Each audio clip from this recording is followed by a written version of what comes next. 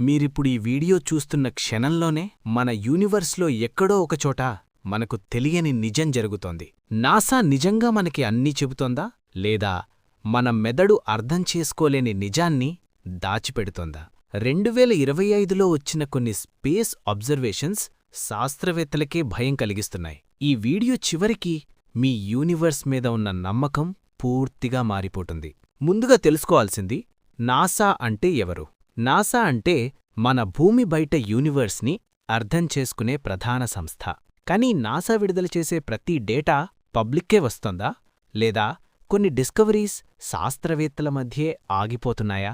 2025లో James Webb space telescope కొన్ని వింత observations చేసింది. కొన్ని గ్యాలక్సీ రీజియన్స్లో లైట్ సాధారణంగా మంగలేదు, టైం బిహేవియర్ అర్థం కాలేదు, మ్యాటర్ కనిపుంచి మాయమైంది. ఇది ఫిజిక్స్కి విరుద్ధం. అంటే మన యూనివర్స్ రూల్స్ అక్కడ పనిచేయట్లేదా? మనకి తెలిసిన ఫిజిక్స్ లాస్ 3 విషయాల మీద ఆధారపడ్డాయి: టైం, స్పేస్, మ్యాటర్.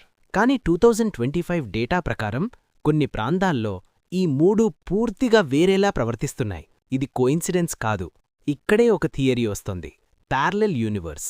మన యూనివర్స్ పక్కనే ఇంకో యూనివర్స్ ఉందా, లేదా మన యూనివర్స్లోనే 2 రియాలిటీస్ కలిసిపోతున్నాయా? శాస్త్రవేత్తలు ఓపెన్లీ మాట్లాడలేని విషయం ఇదే. ఇప్పుడు మరో ఐడియా: యూనివర్స్ ఒక సిమ్యులేషన్ అయితే, మన రియాలిటీ ఒక కాస్మిక్ కంప్యూటర్ ప్రోగ్రామ్ అయితే? 2025 ఎనామలీస్ గ్లిచెస్లా ఎందుకున్నాయి? డేటా మిస్సింగ్ ఎందుకు? ఇది నిజమైతే మన ఎగ్జిస్టెన్స్ అర్థం మారిపోతుంది. నాసా పూర్తిగా మౌనం పాటిస్తుందని అనిపించినా, వాస్తవానికి ఇది 3 ప్రధాన కారణాల కలయిక. ఇవి కలిసి చూసినప్పుడే ఈ సెక్షన్లోని లాజిక్ పూర్తిగా అర్థమవుతుంది. కారణం 1: డేటా పూర్తిగా నిర్ధారించబడ్డలేదు. ఇన్కంక్లూజివ్ డేటా. స్పేస్ ఎనామలీస్ చాలాసార్లు ఒకే అబ్జర్వేషన్ మీద ఆధారపడతాయి.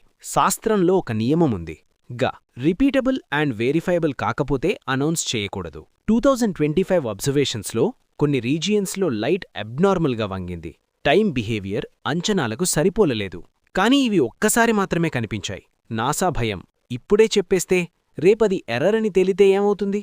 అందుకే వెయిట్ అండ్ వెరిఫై మోడ్లో ఉంచింది. కారణం 2: human panic and misinterpretation fear. NASA ఒక సైంటిఫిక్ బాడీ మాత్రమే కాదు, అది ప్రపంచ ప్రజల మనస్తత్వం మీద ప్రభావం చూపే సంస్థ. ఒకవేళ నాసా ఇలా ప్రకటిస్తే, ఫిజిక్స్ లాస్ పనిచెయ్యని ప్రాంతాలు ఉన్నాయి, ప్యారలల్ రియాలిటీ అవకాశముంది, రియాలిటీ సిమ్యులేషన్ కావచ్చు అంటే అప్పుడేమవుతుంది? Mass panic, religion versus science clash, mental health impact, social instability. నిజం నెమ్మదిగా కాంటెక్స్ట్తో ఎక్స్ప్లెయిన్ చేయాలి. కారణం 3: truth too big for human mind. ఇది అత్యంత లోతైన విషయం. మన మెదడు 3D ప్రపంచానికి మాత్రమే అలవాటు, కానీ యూనివర్స్ 10+ డైమెన్షన్స్లో ఉండొచ్చని ఫిజిక్స్ చెబుతోంది. అందుకే కొన్ని నిజాలు మనకి అస్సలు కనిపించవు. అంటే నిజం బయట పెట్టినా మనం అర్థం చేసుకోలేక తప్పుగా ఇంటర్ప్రెట్ చేసే అవకాశం ఎక్కువ. అందుకే నాసా డైలమాలో ఉంది. నిజం చెప్పి అది మనుషులే వక్రీకరిస్తే దాని బాధ్యతెవరిది? ఒక ముఖ్యమైన పాయింట్: నాసా మౌనమంటే దాచడం కాదు, అది సమయం తీసుకోవడం. చాలా డిస్కవరీస్ హిస్టరీలో ముందుగా డెకేడ్ సైలెన్స్, తర్వాత గ్రాడ్యువల్ రివీల్. అందుకే నాసా మౌనం వెనుక భయం కాదు, బాధ్యత ఉంది. కొన్ని నిజాలు దాచినందుకు కాదు, మనం సిద్ధంగా లేనందుకే ఆలస్యం చేస్తారు. మన మెదడు ఎవల్యూషన్ ద్వారా తయారైంది. దాని మెయిన్ పని ఆహారం గుర్తించడం, ప్రమాదాన్ని తప్పించడం, సర్వైవల్ అవ్వడం. అంటే కాస్మిక్ ట్రూత్స్ అర్థం చేసుకోవడానికి కాదు. మన మెదడు 3D స్పేస్, ఎడమ, కుడి, ముందు, లీనియర్ టైం, గతం, వర్తమానం, భవిష్యత్తు. సైజ్, స్పీడ్ మన అనుభవానికి దగ్గరగా ఉన్నవే. కానీ యూనివర్స్ ఇలా లేదు. యూనివర్స్ మన మెదడు కన్నా పెద్దది. యూనివర్స్లో 4D, 5D ఇంకా ఎక్కువ డైమెన్షన్స్ ఉండొచ్చని ఫిజిక్స్ చెప్తోంది. టైం కొన్ని చోట్ల స్లో, కొన్ని చోట్ల ఫాస్ట్. రియాలిటీ అబ్జర్వర్ మీద ఆధారపడే అవకాశముంది. ఇలాంటి విషయాలు మన మెదడుకి విజువలైజ్ చేయడం అసాధ్యం.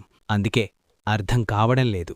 ఇది సైన్స్లో కొత్త విషయం కాదు. ఒకసారి హిస్టరీలో చూద్దాం. భూమి గుండ్రంగా ఉందన్నప్పుడు ప్రజలు నవ్వారు. ఇన్విజిబుల్ జర్మ్స్ ఉన్నాయన్నప్పుడు రిజెక్ట్ చేశారు. యాటమ్స్ ఉన్నాయన్నప్పుడు ప్రూఫ్ అడిగారు. అప్పుడు మన మైండ్ లిమిట్ అవే. ఇప్పుడు కూడా అదే జరుగుతోంది, కానీ స్కేల్ కాస్మిక్. నాసా మౌనం మైండ్ లిమిట్స్ వల్లేనా? నాసా దృష్టిలో ఒక భయం ఉంది. నిజం చెప్పినా ప్రజలు హాఫ్ ట్రూత్ మాత్రమే అర్థం చేసుకుంటారు, మిగతా భాగాన్ని భయంతో నింపుతారు. అందుకే data slowly release, complex words avoid, extreme theories avoid. ఇది సెన్సార్షిప్ కాదు, ఇది psychological responsibility. Observer problem simple explanation. యూనివర్స్ని మనం చూసే విధానం యూనివర్స్ నిజమైన రూపం కాకపోవచ్చు. ఉదాహరణకి, కన్ను లైట్ మాత్రమే చూస్తుంది, చెవి సౌండ్ మాత్రమే వింటుంది. బ్రెయిన్ వాటిని కలిపి రియాలిటీ అంటుంది. అంటే మనం చూసేది రియాలిటీ కాదు, మన బ్రెయిన్ ట్రాన్స్లేట్ చేసిన వర్జన్. యూనివర్స్ లెవెల్లో ఇది ఇంకా ఎక్స్ట్రీమ్. పీహడే దాచడం లేదు, యూనివర్స్ మాయ చేయడం లేదు, మన మెదడే ఫిల్టర్గా పనిచేస్తోంది. యూనివర్స్ చిన్నది కాదు, మన అర్థం చేసుకునే శక్తే చిన్నది. మన మెదడు రియాలిటీని చూస్తుంది కాదు, ట్రాన్స్లేట్ చేస్తోంది. నిజం దాచబడలేదు, మన అర్థం దాకా రాలేదు. నాసా నిజం దాచిందా లేదా మనమే నిజాన్ని చూడలేకపోతున్నామా? మీరు డిసైడ్ చేయాలి. మీ అభిప్రాయం కామెంట్లో చెప్పండి. రియాలిటీ నిజంగా ఏంటి అనేది? ఇలాంటి సైన్స్ ఫ్యాక్ట్స్ కోసం సబ్స్క్రైబ్ చేయండి, అలాగే ఒక లైక్ కొట్టండి.